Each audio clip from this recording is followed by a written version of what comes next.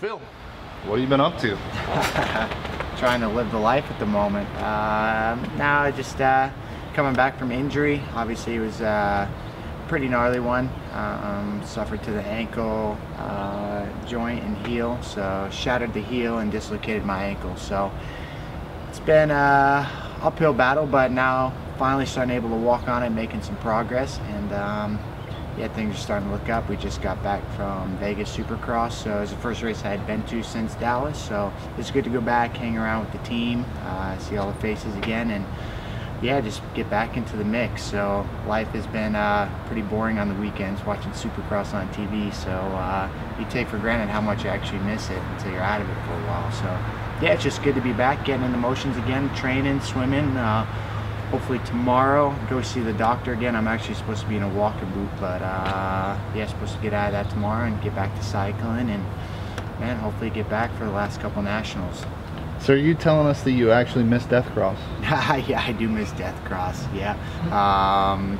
Except for when I'm bailing off the bike, but yeah, it's been good. So yeah, it's a struggle. After I haven't been hurt in a long time, so this is the first time we've actually needed a fill-in rider for me. So it's kind of unique, but yeah, it's been a struggle. But like I said, things are on the up and up, and it's finally starting to make some headway. So yeah, looking forward to the end goal and hopefully making it back for the last couple.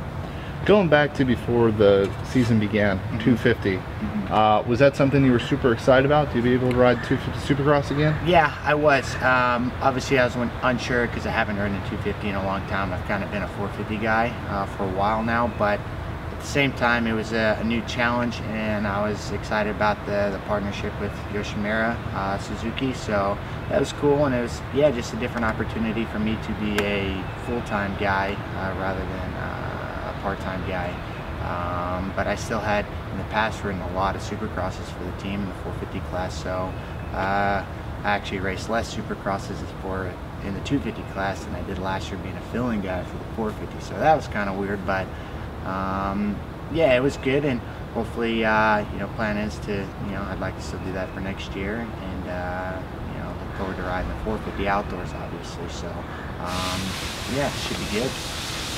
Viewer just asked in, how is the new bike?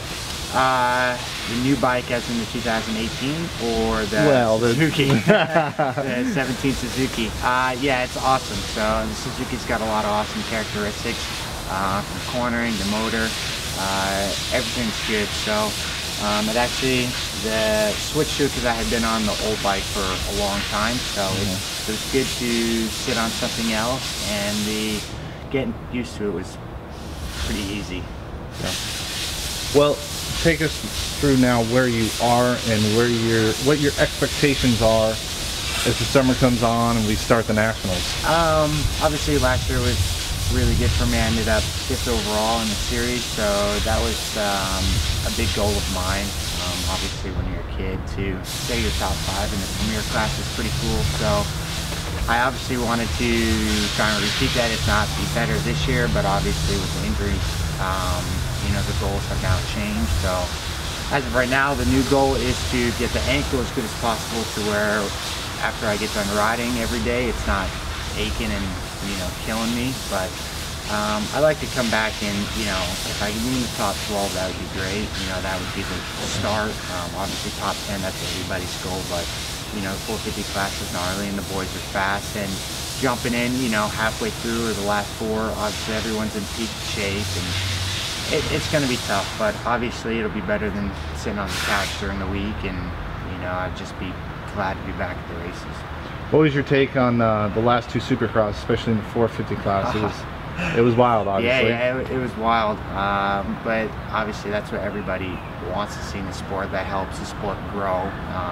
Especially the people that pay the ticket to go watch it at the stadium, you know, to see stuff like that live is awesome.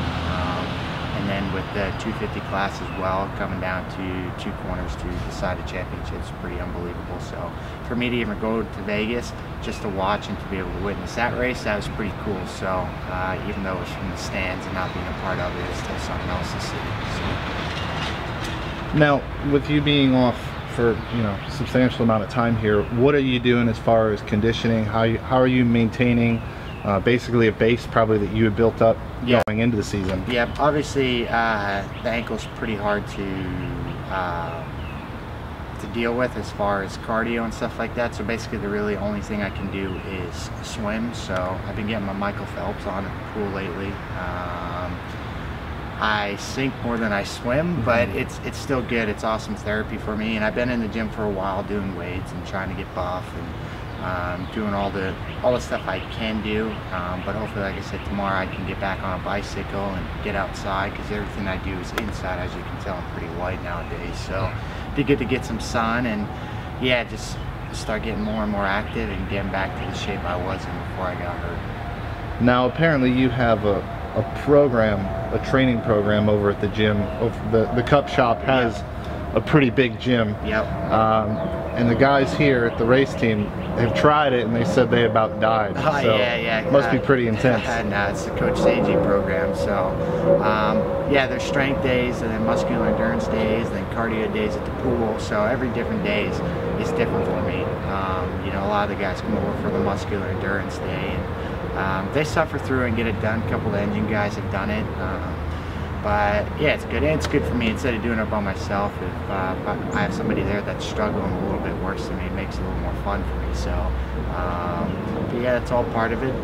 It's a suffer fest, and obviously I've lost a lot being off the bike and basically off of training for 3 months. So just trying to get it all back slowly. It doesn't come easy. It goes away a lot faster than it comes back. So which is unfortunate, but it's part of the struggle.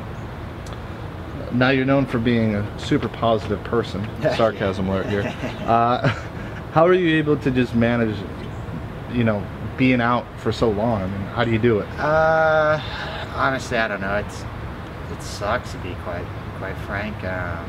It's not very fun, and especially the first 2 months were pretty gnarly. We're struggling with some gnarly nerve pain, so it was miserable.